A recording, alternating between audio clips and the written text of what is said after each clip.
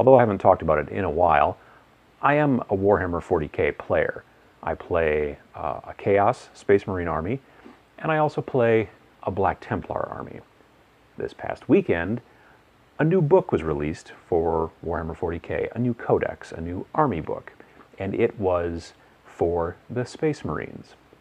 Now, the Space Marines are really kind of the bread and butter of Games Workshop's 40k line, and so it's always a big, thick codex in comparison to some of the other ones. In comparison to my beloved, to some degree, Black Templar Codex.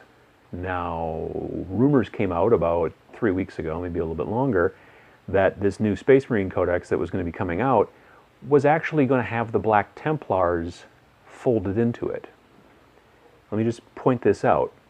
There's been a Black Templar Codex by itself for as long as I've been playing 40k, and then all of a sudden they just decided, you know what, they're not that important, and we'll just dump them into the new supersized Space Marines Codex. I would say I was not happy. Let's just say that. I wasn't real happy about the whole concept. I can't 100% nail down exactly why, but let's just say not happy about the whole thing. After going through this codex, which I've had since, I don't know, I don't want to say Sunday, thanks to my good friend Eric, who brought it by while I was laid up, I gotta say, I'm just not super impressed so far. Granted, I haven't even had it a week, but still just not super impressed. So I'm gonna go over, from the Black Templar point of view, what's going on in this book a little bit, and hopefully be able to shed some light on what's going on for those of you that haven't gotten it yet. And I'm going to try not to be too angry. We'll see how that works, but I'm going to try. So there are about 4 pages of fluff in here that have to do with the Black Templars. That's it. Used to have an entire codex. Now we get 4 pages of fluff, and that's it. That bums me out, number one, big time. Now, the thing that I keep hearing on the internet is like, well, but you guys will probably get a new supplemental codex just for the Black Templar in the future, and then there will be all of your fluff and all of your stuff. To which my response is, so I get to buy a book twice to get what I used to when I used to just buy the book once. The old codexes, just, you know, they used to be, what, 35, 40 bucks, whatever. So let's just say they used to be 50 bucks, because that's what the majority of the new ones are. This is $58 US because of the extra thickness, I assume. So far, all of the new 6th edition codexes have been 50 bucks.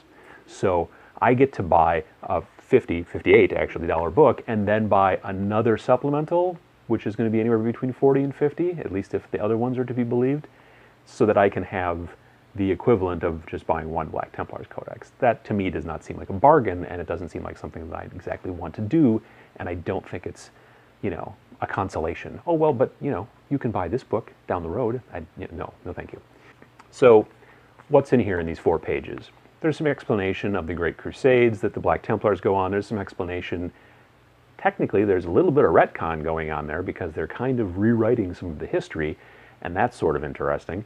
But whatever. The fluff is the fluff, and there it is. There's 4 pages of it, so rock on with that. The rules are kind of just layered in. The way that they did it is they have all of the rules for all the different types of units, and there are certain little icons next to some of the units that say, well, you can use this guy if you are running the proper, what they call chapter tactics. There's White Scar chapter tactics, there's Iron Hands chapter tactics, of course there's Ultramarines chapter tactics. The majority of the book is still kind of about Ultramarines. And there's also Black Templar chapter tactics. So the 3 named characters that they kept in here, which are going to be High Marshal Helbrecht and what's his name there, Chaplain Grimaldus, and the Emperor's Champion, they're still listed in here. You can only take them if you are running the Black Templar chapter tactics. The other thing that you get for the Black Templar chapter tactics, which is difficult to say and I'm going to screw it up eventually, you get to run the Crusaders as troops. In the old book, we had 1 troop choice, and it was Crusaders. In this new, very thick, $58 book, there are 2 troop choices. Unless you're running Black Templar, then there's technically, I guess, 3. Everybody else either gets tactical Marines or scouts. That's your only troop choice, which means those are your only scoring units.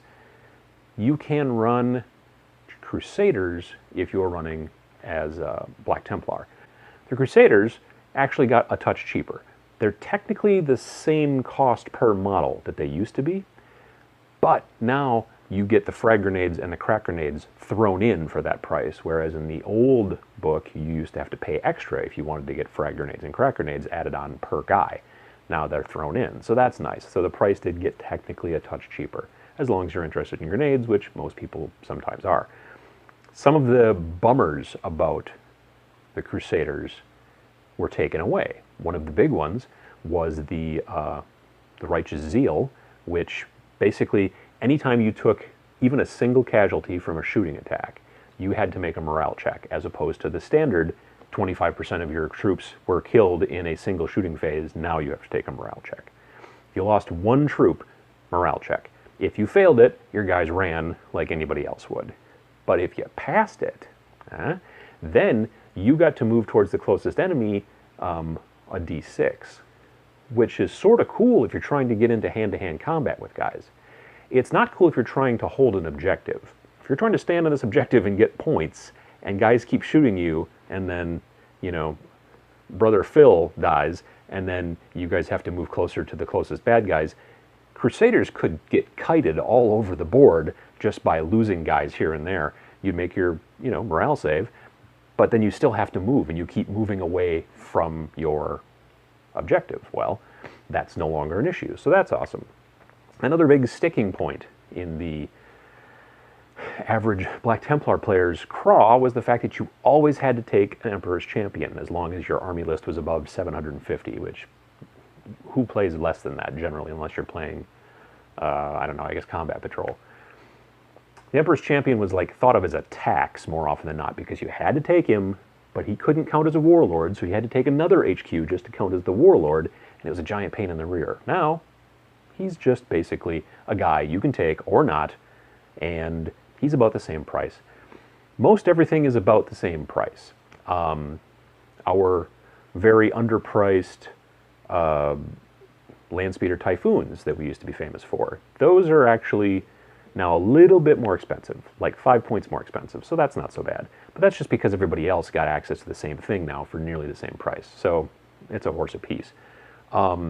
Actually, our Rhinos finally stopped being more expensive than everybody else's. They've gone down to the same level as all the rest of the Space Marines, so that's great. Another thing that we're missing, however, is now we're missing, we used to be able to take 5 tactical Terminators, and in that group of just 5, have 2 of them with the big Cyclone missile launchers. So that was awesome. We were like the only guys that could really do that. That's gone now. We can't do that. That being said, in the Crusader squad, you can still do what's known as the Las-Plaz squad in this new book. Minimum group in a squad of Crusaders is 5. In that minimum group of 5, one guy could take a special weapon and one guy could take a heavy weapon. What most people did is gave one of them a plasma and one of them a las cannon. So for a group of 5, you'd have a special and a heavy in a single group of 5, whereas for normal Space Marines, if you want a special weapon and a heavy weapon, you have to have 10 guys in a squad. So whenever you'd see a Black Templar player, they'd have all these little 5-man squads, all with like usually either a missile launcher or usually a las cannon, and usually sometimes a Melta, but usually a plasma, so it's known as the Las-Plaz squad. Those are still doable. You can still do that, so that's kind of nice. I appreciate that. Here's the things I don't appreciate. It seems as if a bunch of the flavor is gone. If you just want to build a regular captain, because you can't build a marshal anymore. You know, in the old book you had marshals and you had castellans, which were basically your captains or commanders. And then you also had your Master of Sanctity or your Reclusiarch, who was basically your chaplain. Now you can have a captain and a chaplain, just like everybody else, and it's really bland. It doesn't have any kind of cool skills, any kind of special abilities much that would really kind of set them apart. They're just the general kind of meh. And I'm finding a lot of that in this book. There's just, you know, you build yourself a chaplain, he doesn't really have any, you know, he's got, yeah, some stats, and he's got a special weapon, blah, blah, blah, but that's about it. if you want real flavor in your figures, you have to go with the named guys. You can't go with anybody in just, you know, like a regular generic run-of-the-mill chaplain or captain or whatever. You have to kind of really go with these named guys. And when you go with the named guys, you start picking which chapter tactics you're going to be running with. There's no named guy in this book for the Iron Hands. They're a chapter. There's a set of chapter tactics. See, in this book, for them, they don't have a named HQ unit. That's kind of odd, in my opinion. The rest of them do. Imperial Fists do. Crimson Fists do. Salamanders do. The Ultramarines have probably 5 or 6 different named guys. Obviously, you got your Marnius Calgar, you got your Captain Zacharias, you got your Chaplain, what's his name, you got your what's his librarian, Tigurius or whatever. You got all these guys to pick from, and you can do stuff with them, and that's great. And they have a lot of flavor. But then you go to the standard regular captain, and you've got some relics that are new. You can give him some very expensive points-wise relics. You know, some of them are 60 points. He's a 90-point guy, and you're going to put a 60-point relic on him? I guess you could try it, give it a try, see how it goes. But other than that, there's not a lot of flavor in the HQ units. In the scoring units, if you're not going with the Black Templar, you basically have technically you have 3 choices. If you go with something besides Black Templar, you can score with normal tactical Marines, Scouts, or if you pick the right HQ unit, or if you take a normal standard captain and put him on a bike, then you can make bikes scoring, but they have to be at least 5 minimum in the squad to be a scoring faction, a scoring group. Now, what I don't know, I think they released the fact today. I read that, but I haven't looked yet on my computer to see if it's true. My question is, it says you have to be a squad of 5 to be scoring. Well, what happens when the first guy dies and now it's a squad of 4? Like, did you start at 5 or larger and now you're scoring from now on? Or if your squad gets reduced to 4 or 3 or 2, are they no longer scoring? That I don't know. And hopefully they'll answer something like that in the FAQ. But I'm generally negative. I will be perfectly honest. I'm generally negative towards nearly everything that new that comes out from Games Workshop. So you may ask yourself, well, why do you keep playing? Frankly, I don't know. But with this, you know, I don't see any glaring issues. There's nothing that's going to be like, well, this is going to be just a game ender. This is going to be a showstopper, either for the positive or the negative. You know, there's nothing in here that's like, this is totally broken, and there's nothing in here that's like, well, this is totally useless. It's just kind of bland. And I'm wondering if it's because the Space Marines are sort of the baseline for Warhammer 40,000, and everything else is based off of what a Space Marine is. You know what I mean? You're like, well, these guys are like Space Marines, except they do this. Or these guys are like Space Marines, but they're not as much this. You know, that kind of thing. So I wonder if playing Chaos, which when I play 40K, I've been playing mainly Chaos the last year or so. I haven't really touched the Templars too much. Maybe just the extra weird stuff that Chaos can do, I started taking for granted, and then with the new book, it's just standard. You know, you've got like your normal standard army constructs, and that's what they do, and everything else is based off of them, either upper or lower. Maybe that's what it is. I'm not even going to get into the new Centurion models. You know, have you ever had a sibling who was younger than you when you were a little kid and you lived in maybe a zone of the world where it snows, and you're going to go outside and play in the snow, and your 4 or 5-year-old little sister or little brother has been put into a snowsuit, and they go outside and they can't bend their arms and actually play in the snow because the snowsuit is too thick and it's difficult for them to get around.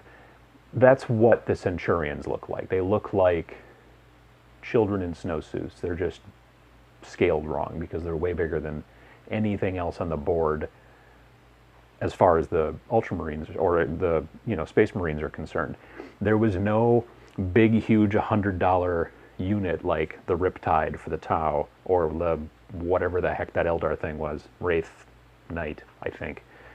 Nothing like that in this new book. There was just the new thing of the Centurions who looked like little kids who were stuck in their snowsuits, and that's fine. I hear that their stats are pretty badass. I haven't looked at them, honestly, because I don't really see any point to buying them, but I've been looking at some of the other stuff. I've been kind of thinking of some ideas, and honestly, I have to say, I'm really thinking about turning my Black Templars into Ultramarines.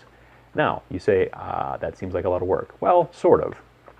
Part of it is the fact that my my Black Templar are not painted. So they're put together, and they have all of the extra fancy bits that are Black Templar, you know, the special shoulder pads. There's a kit you can buy for, well, it used to be about 25 bucks retail, that had special weapons for them that looked like Black Templar stuff, and had the iconography all over it. They had special shoulder pads with the iconography, backpacks, the whole deal. I've probably purchased 4 or 5 of those over the last 2 years, putting these guys together. So they all have crosses and all that stuff all over them.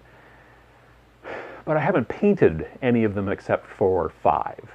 I did 5 as a test, a single LazPlas squad, and they look okay. I like the way they look, but they take a really long time to paint to get that way. The amount of steps that I have written down, it's very, very long, and it takes a really long time to paint them to that standard. So I'm thinking now, if I'm going to play them maybe as Ultramarines, if I paint them blue, maybe I can make them an Ultramarine successor chapter that I made up in my head. Maybe I'll call them the Iron Cross, and I'll go blue and silver, mostly blue but with some silver, and I can figure out a way to make them painted more easily, less steps. The upside to that is then I can use a lot of the Ultramarine rules in the book. A lot of the Ultramarine HQs, the named guys, are really cool, specifically Captain Sicarius. I really kind of want to give him a try. But then if I really want to, I can always say, oh, no, now they're a successor chapter for the Black Templar because they have all the iconography all over them. But they're just blue, you know, it's whatever. It's my game. I'm not going to go play in tournaments, so no one's going to kick me out. It's playing at the store. I'm playing here on the table. So, you know, you don't like it? Too bad. Don't play with me. I can kind of go back and forth then on that. Maybe play Ultramarine sometimes, and maybe play Black Templar the other way. I'm going to give it a try and see how it works. So in the grand scheme of things, am I glad they made a new book? Sure, I am. Would I prefer a Black Templar book? Yeah, I would have. I would have liked new stuff, new units, new things, new named guys. We got all the same named guys that we had in the past, so it's kind of a bummer that way. But I'm going to give it a try, see how it goes. I've still got plenty of Malifaux. I've still got plenty of other stuff to do, too. I've got skeletons to build, but I'll probably let you know more about it once I find out a little bit more. Once I've played some games, gotten them on my belt. It's always dark when you first read the Codex and you go, ugh, I don't know about this. But, you know, sometimes after you've played a while, you start to see, hopefully, the reasoning behind it and go, oh, that's why they did that. So when I get a couple games under my belt, I'll tell you a little bit more.